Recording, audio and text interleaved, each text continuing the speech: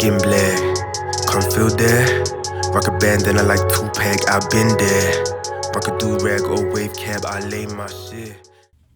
What's going on, Gooners and Goonerettes? It's Arsenal versus Spurs North London derby. Let's go! Now, for Arsenal, Martinelli would be assessed after a hamstring injury forced him off against Everton last weekend. And there's been some good signs in regards to the treatment and how that's been going on, so expect him to be back earlier than first advertised. Thomas Partey, however, he remains out with a groin issue. Concerning that we've not really heard anything about that. But do we actually need him at this point in time? Maybe. As for Spurs, Perisic, he suffered a serious knee injury in training and he will miss the majority of the season. Now, Celso and Brian Gill and Rodrigo Benker, they're all going to be a few weeks away from returning, so they won't be able to get to the game either. Now, Arsenal are seeking to win 3 consecutive games against Spurs for the first time since 1989. That's 34 years ago. That's how long it's been since we've actually had any dominance over them. And Spurs have only won 2 of their last 31 Premier League visits to Arsenal's home ground. Arsenal in that time have scored in 24 consecutive home London derbies. So you know, come Sunday, Arsenal's going to hit the back of the net. The other concerning factor is that we're always letting goals in at the Emirates.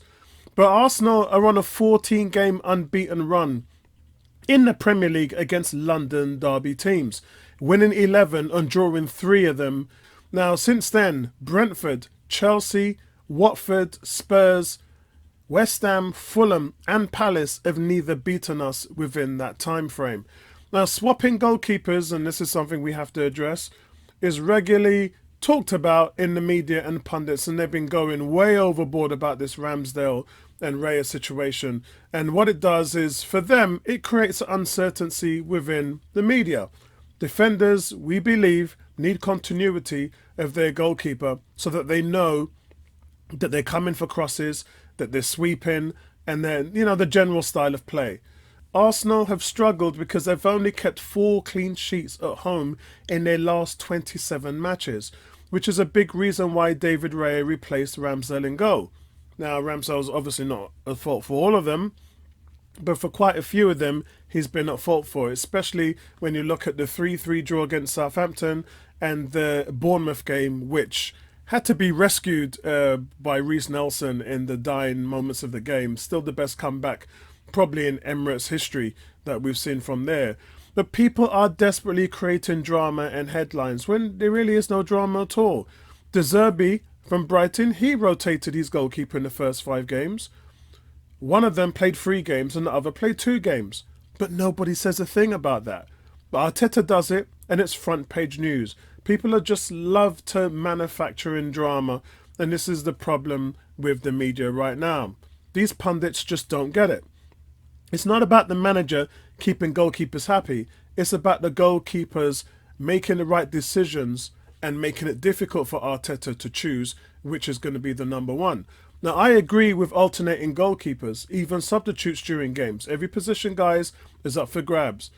And they're both very good goalkeepers, but they're both also, as I said, unproven at the highest level. And this is the reason why we're trying to get this done, because Ramsdale had his chance last year and we saw what happened in the final 7 games.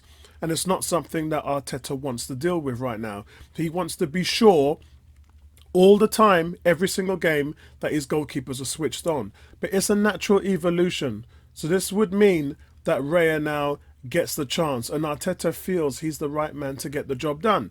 Raya statistically is much better than Aaron Ramsdale on crosses, set pieces and playing the ball out the back, which was Everton's only strength, and it's no surprise that Everton in that game that Raya started. Now, as for Spurs, selling Harry Kane has liberated them, and Maddison's been a revelation for them. Tottenham have made their best start to a league campaign for 58 years. 4 wins, 1 draw from their opening 5 matches. That's crazy considering it's Tottenham. Maddison has been directly involved in 19 of his last 21 Premier League away appearances, with 10 goals, 9 assists. No doubt they'll have Declan Rice trying to make it very difficult for him to shine. That's an obvious tactic that Arsenal are going to use.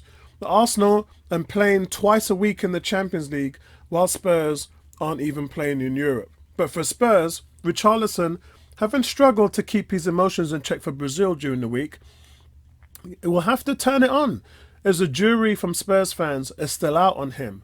But thanks to last weekend's astonishing fight back for Spurs, Spurs will also have to keep their streak of scoring at least twice in their opening Premier League games under Postecoglou so far. The biggest question for Spurs is, will they sit 10 players behind the ball, like Man United and others did against Arsenal, or will they come out like PSV and play open football, allowing the Gunners to get space in behind them? And that's going to be a key factor for them. For me, that would be the telling factor of the game.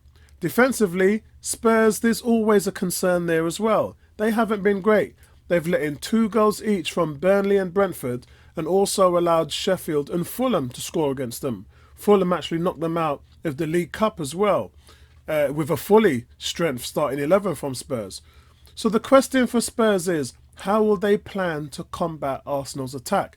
And I don't really think they have an answer for that.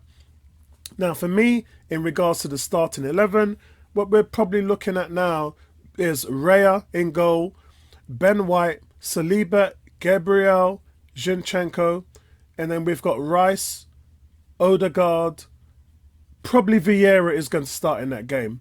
And then up front, you've got Saka, Jesus, and Trossard. And so that's really what they're going to be up against. I mean, for me, you're going to be concerned about Sarr, Bissouma, Kulusevski, Maddison, Song. Not so much worried about Richarlison. I think that Saliba will do a job on him. But it's going to be the midfield that's going to be crucial for us. And it may sway Arteta to going towards Havertz instead of Vieira, because you've always got the option for Vieira to come in off the bench. So that, for me, would be the major concern for them.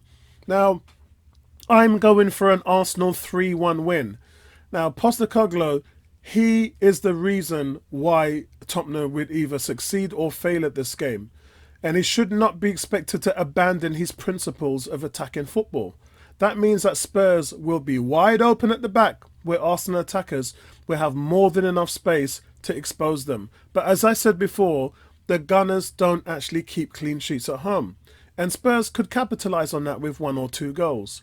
Still, for me, guys, it's going to be Arsenal with the win, and it's going to be them starting to push themselves at the table week by week, chasing Manchester City for the title this season. That's it from me, guys. Let me know what your thoughts are in the comment section below, and I'll speak to you in the next one. Peace out, guys.